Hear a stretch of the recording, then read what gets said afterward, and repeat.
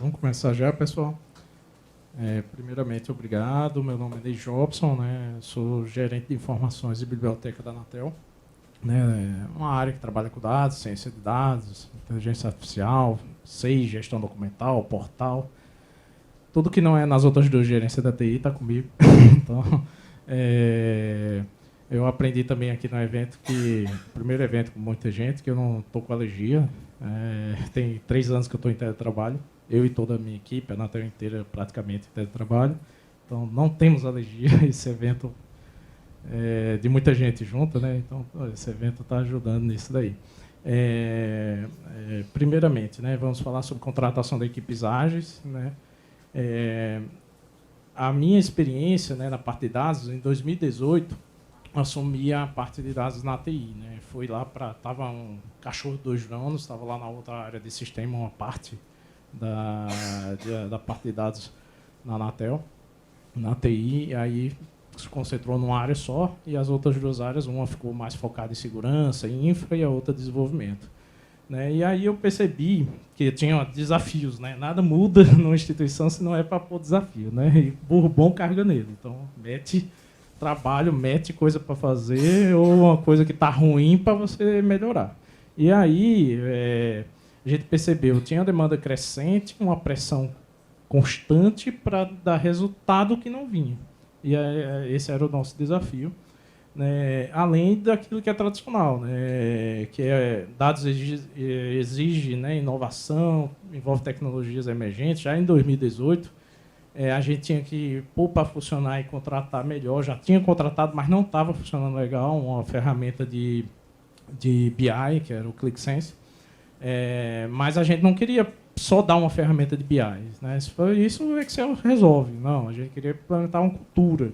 Ferramenta não faz nada sem cultura. Então, a gente focou no Self-Service BI, que é um modelo que a gente acredita muito. Fazer um portal externo de painéis de dados, se preocupando para nos habilitar para tecnologias futuras. Né? Então, esse era o nosso desafio lá em 2018, que a gente começou a maquinar. Né? E pouca gente. Acho que nenhum órgão público está aqui que pode falar. Estão com gente sobrando, né? Estão caindo pela janela, não tem ninguém, né? Então, na verdade, é falta de gente, né? Não tem ninguém. Não... E o pior, gente com perfil. Porque a gente fala de machine learning e a pessoa não sabe se é para passar no cabelo ou passar no pão. Então, e contrato ruim. Ainda herdei contrato ruim, que não era meu. Eu não concebi isso não é meu filho. Que pinóia é essa? O negócio todo torto em um ST. Não prestava para nada. Tanto é que eu fico sem contrato, mas não vou renovar ele. Eu não renovo coisa ruim. E a gente escolheu, inclusive, ficar sem contrato por um tempo. Mas quais eram as opções que a gente tinha? E eu aprendi a usar também ferramentas de IA que gera artes. Então, se está feio, se está bonito, a culpa é da IA. Tá?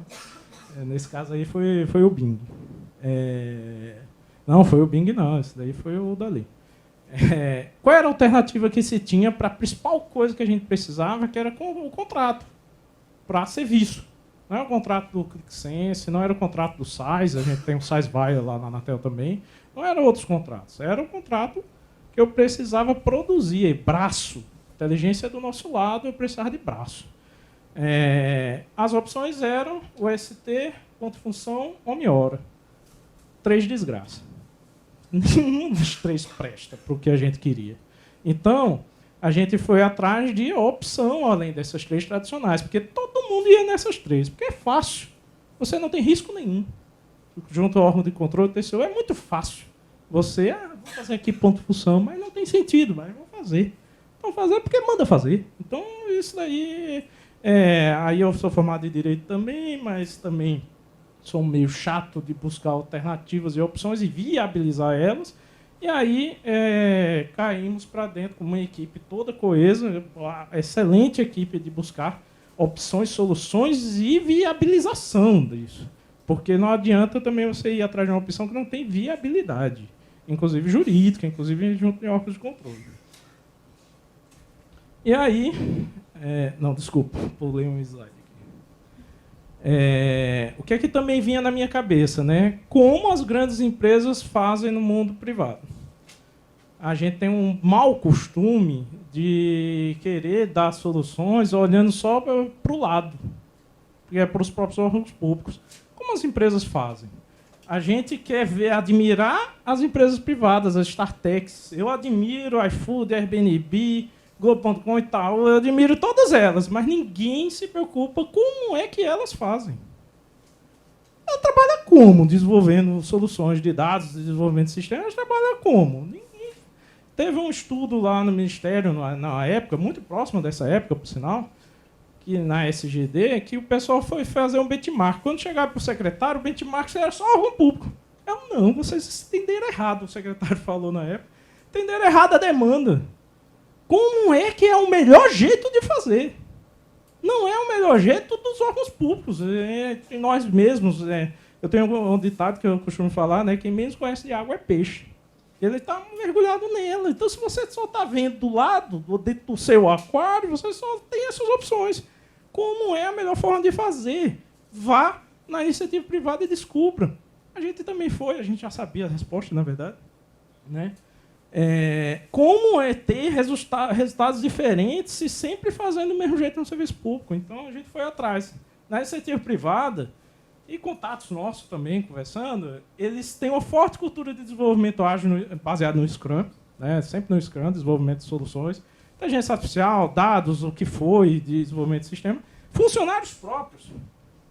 Você terceiriza seu core business? Ninguém.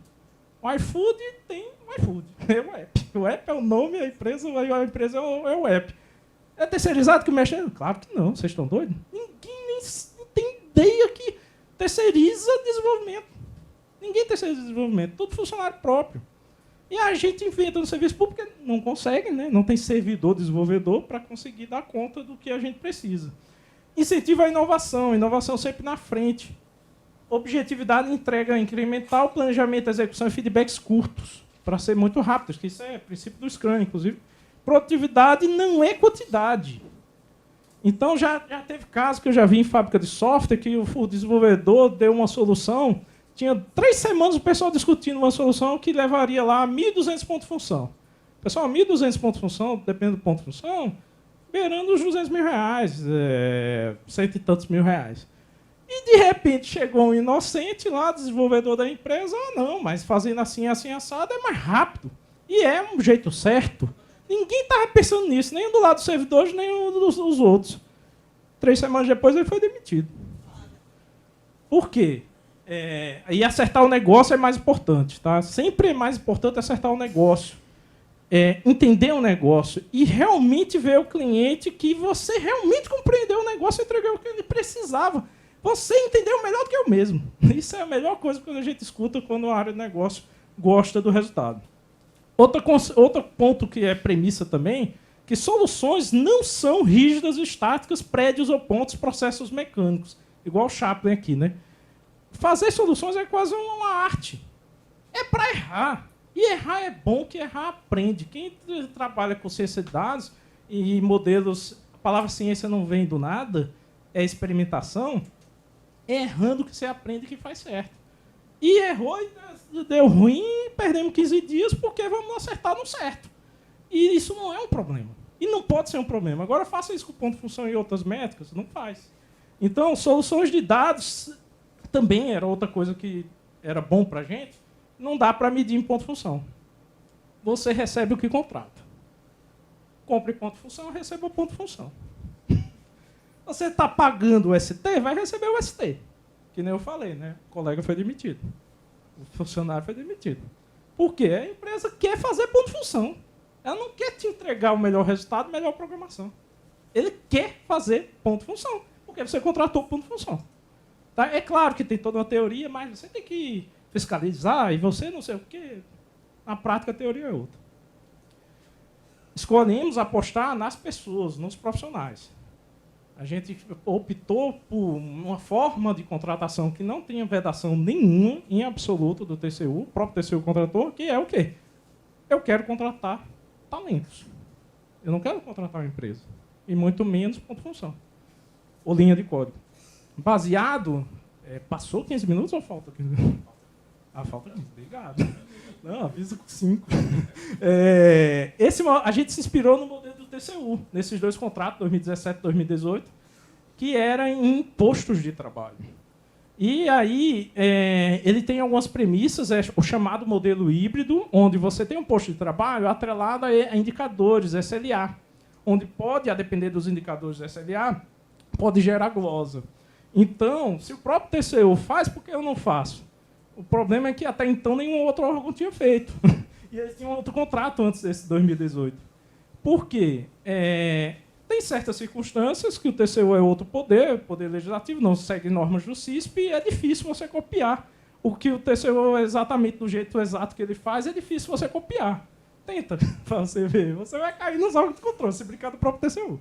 Então, o que é que acontece, né? Por algumas questões. Então, o que é que acontece? A gente visitou o TCU, aprendi demais, eu fiz uma amizade gigante com o Fernando Marinho e a equipe dele, que eu agradeço demais, e aprendemos várias coisas com ele, né? Inclusive dele, você compra, você recebe o que compra. Foi uma fala dele, né, que eu me inspirei em pôr aquele slide. E aí, o que acontece?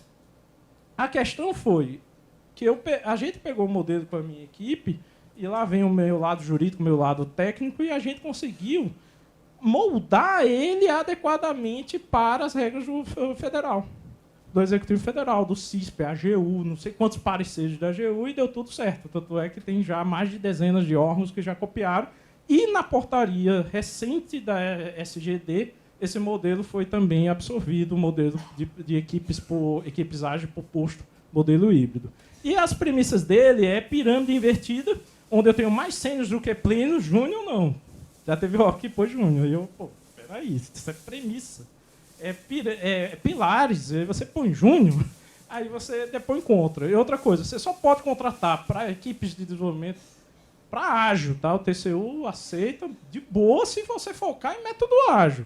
Você é posto. Por quê? Porque eu quero que seja posto para desenvolver. Sem a cultura ágil, você tem um teto de vidro. Não é tão objetiva a vedação, mas fica em teto de vidro.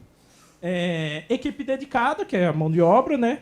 Por causa de curva de aprendizagem, valorização do conhecimento, qualificação técnica, e de que a absorção do ambiente computacional não é rápido em nenhum órgão. A pessoa não chega aqui, sentei e já estou codando. Não. Até pegar as permissões leva tempo do ambiente, até entender tudo do ambiente também leva tempo. Então, é remuneração definida. A gente que define o salário mínimo. A gente define o salário mínimo para quê? Para garantia da qualidade técnica e da compatibilidade com o mercado. Então, o que acontece? Eu não quero o júnior seu. E a gente, nas fábricas de software, geralmente sempre percebeu ao longo dos anos, e de outros de dados também, que eles põem lá um mestre Yoda para cuidar de 8 padawan. Paga 6 mil para os padawan, 19 para o mestre Yoda. E dá conta. Né, ao sangue do mestre Yoda, que é um cara bom. Eu quero esse cara, não quero estagiário e júnior. E estagiário também, né? Mete estagiário em contrato de desenvolvimento. Metodologia é focada em resultado, o Scrum. E parceria nossa foi muito boa com o jurídico, onde o nosso jurídico trabalhou para viabilizar. Mas foi mais de 300 itens de recomendação. Então, trabalhou para viabilizar. Tu vem com 300 itens, ótimo, que você viu de checklist. Então, teve o Ministério que pegou esse parecer com a nossa resposta e viabilizou no Ministério. Inclusive, com a licitação suspensa pelo TCU. Quando eles viabilizaram, usando como checklist as nossas recomendações e as nossas respostas, conseguiu viabilizar a licitação deles. E eram duas. O Ministério, não vou falar qual, mas duas licitações suspensas.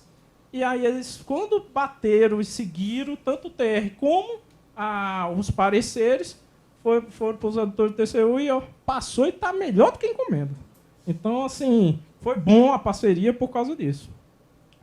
Mas ainda não estava bom. Primeiro contrato em 2020 estava com alta rotatividade de profissionais, porque a gente errou nos salários, né? A gente foi muito ortodoxo na forma de fazer a pesquisa de preço para dar segurança, porém errou o salário estava baixo. E erramos também na quantidade do cientista de dados. As demandas foram muito altas e não dava para aditivar para ter mais cientista.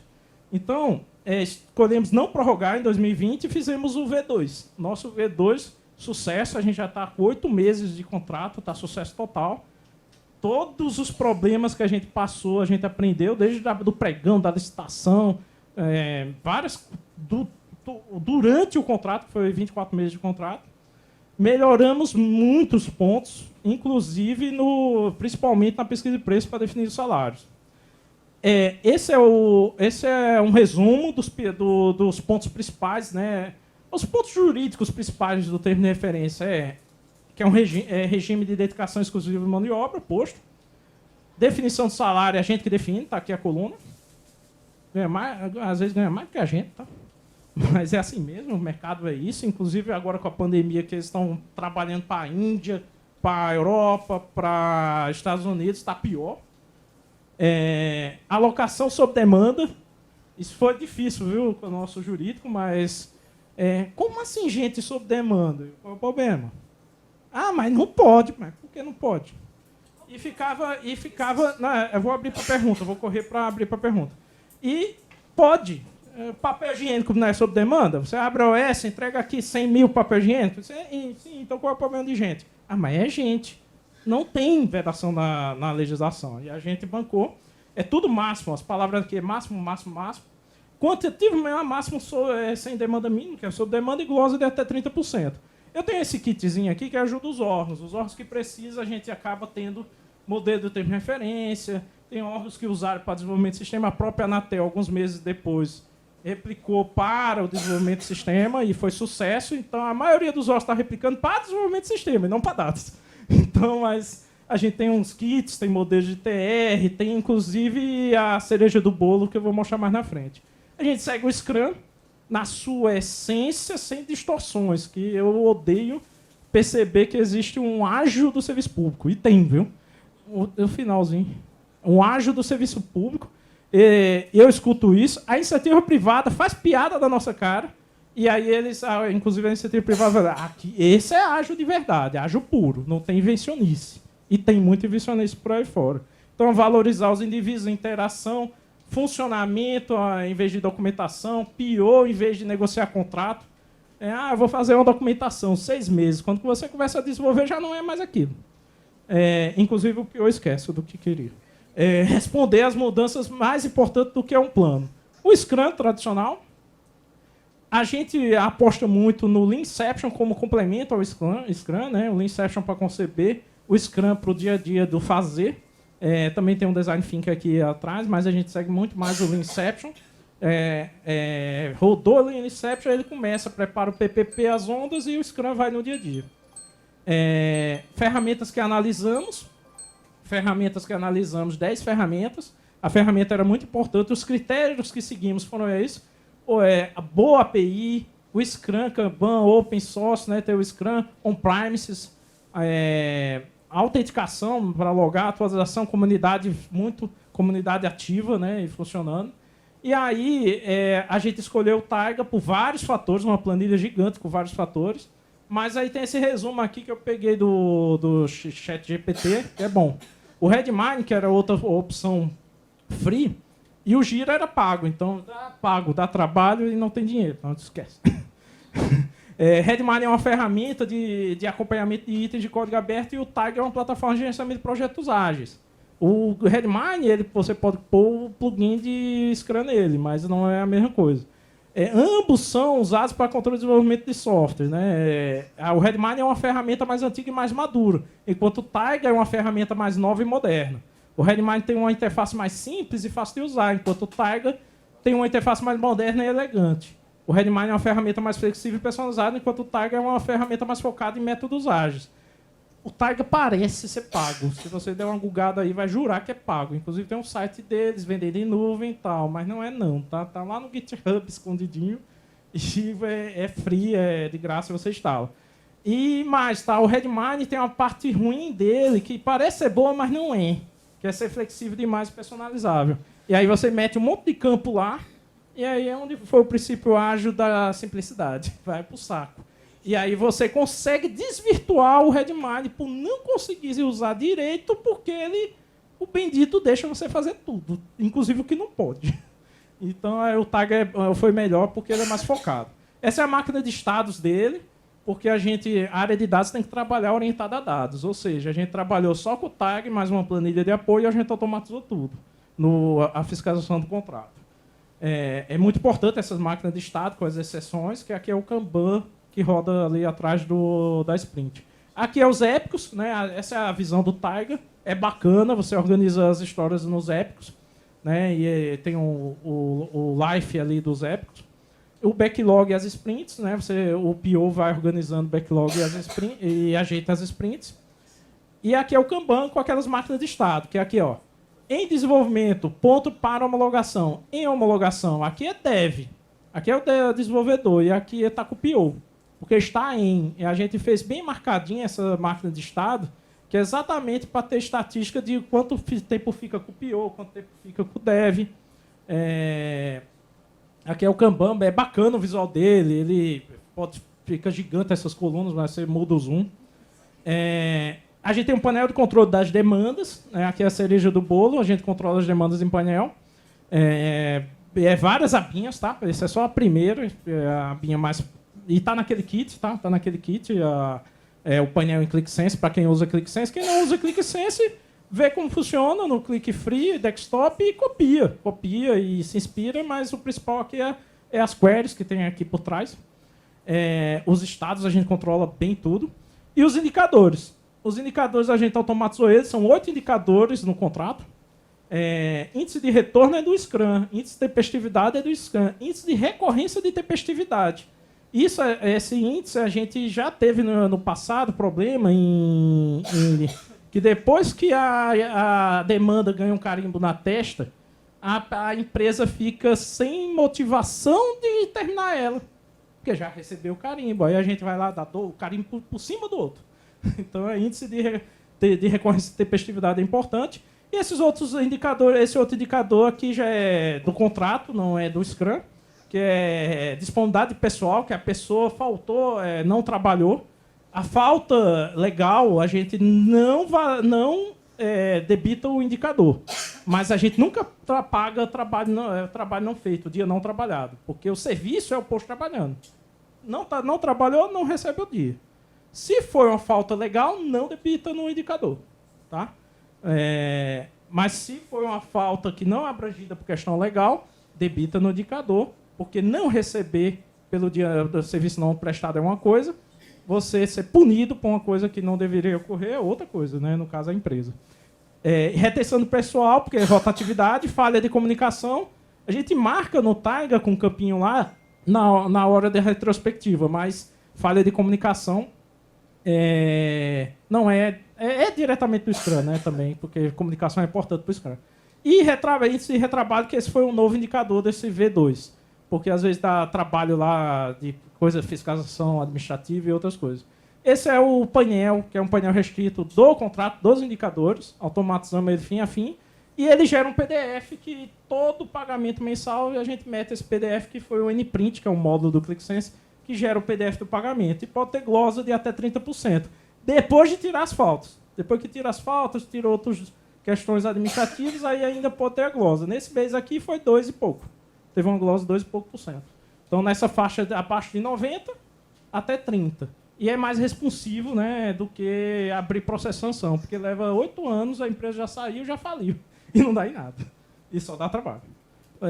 E aqui, para finalizar, para uma questão que foi o André Suman, né, que postou no LinkedIn um tempo desse, que eu achei muito interessante, que é quando se usa Story Points para comparar a produtividade entre equipes, o ágil morre. Quando se diz que Scrum é para projeto e campanha para sustentação, o ágil morre. Quando se faz dinâmicas ao invés de buscar melhorias, o ágil morre. Quando não existe colaboração e a pessoa se preocupa mais nas minhas tasks, em vez de entregar valor, o ágil morre. Fazer as reuniões, né? Fazer a dinâmica ali da reunião, mas nas deles virou status report, o ágil morre. Quando alguém fica fazendo comparação entre Kanban como método e Scrum como framework, o ágil morre. quando alguém está discutindo isso e não está fazendo o ágil do jeito certo, o Scrum do jeito certo, a agilidade não é que morreu, o fato é que nesse lugar não existe o ágil. Você tem um fingindo que está fazendo ágil, você não está sabendo o que é o ágil. O Scrum para desenvolvimento de sistemas. Pessoal, desculpa, tem 2 minutos para uma ou duas perguntas? Pessoal, perguntas? 2 perguntinhas? Por favor, você primeiro. Tiger?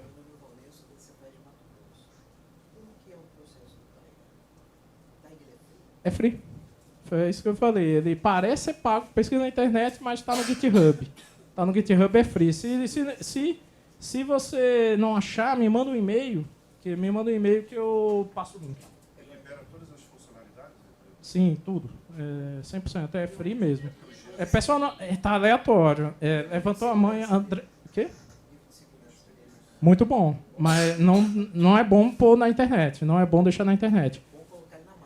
Não, deixa na intranet. Na intranet com VPN. Mas a segurança é ótima, é uma comunidade muito ativa. Ele evolui constantemente e às vezes o Redmine parou no tempo. Está aqui o meu e-mail, pessoal, e para avaliação também, tá? André, pode falar.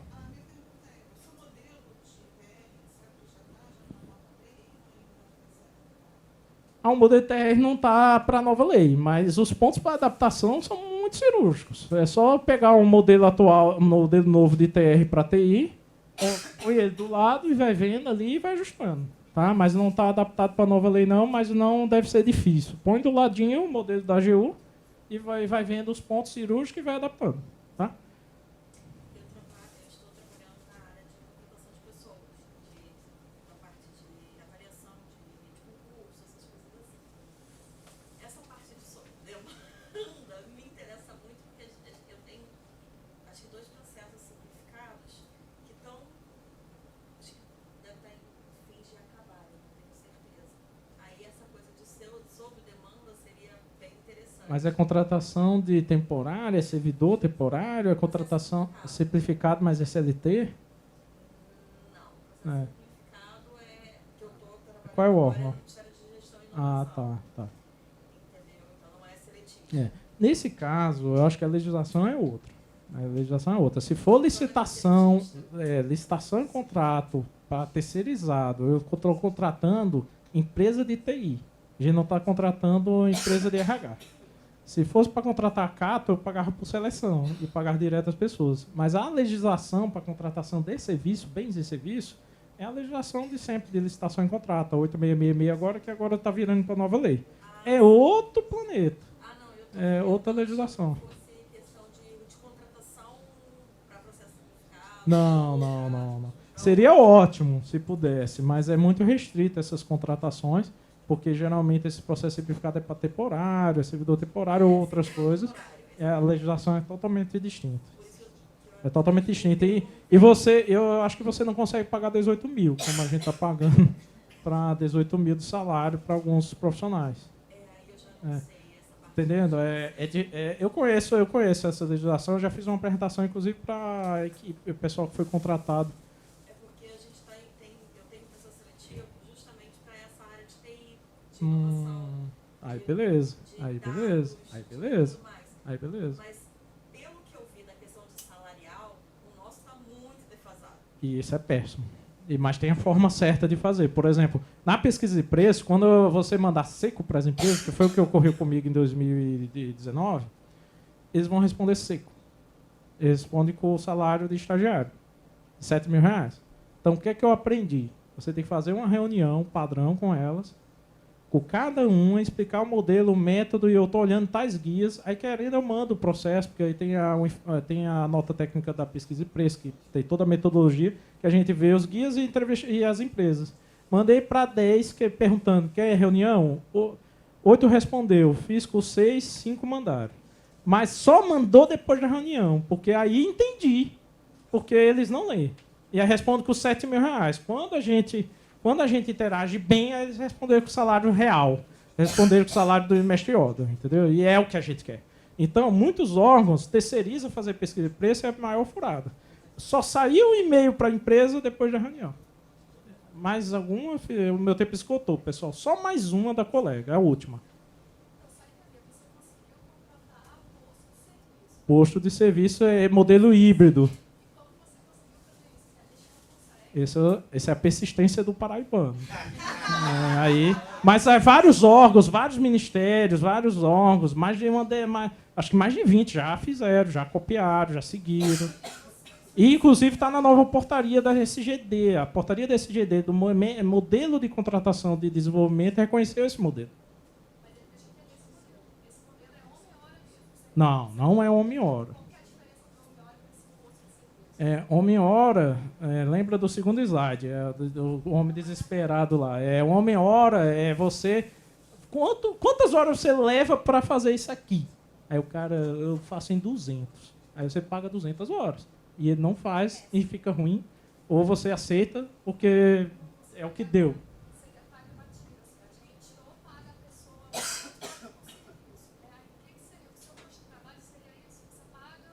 É exclusivo, ele não pode estar fazendo nada mais para qualquer outra coisa na empresa. É exclusivo lá, a cabeça.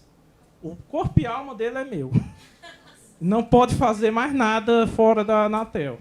Então aí a gente pega mas a gente está em cima. E outra coisa, cuidado, efeito rebote. Você tem que saber o que está acontecendo, você tem que saber o que está sendo feito, você tem que estar em cima. Tecnicamente, você tem que saber o que é machine learning, você tem que guiar, às vezes, a pessoa tecnicamente. Então, se você não tem essa capacidade, melhor nem mergulhar nisso. Aí, não, deixa, é possível, mas tem portaria recente da SGD que sim. Pessoal, mais detalhes, pode me mandar um e-mail, tem um kit. Eu tenho um parecer jurídicos da licitação anterior e da nova. E aí eu ajudo quem quiser, quem precisar eu ajudo. neijobson@anatel.gov.br. Tá? Obrigado, pessoal. Ele vai me bater. Ele vai me bater.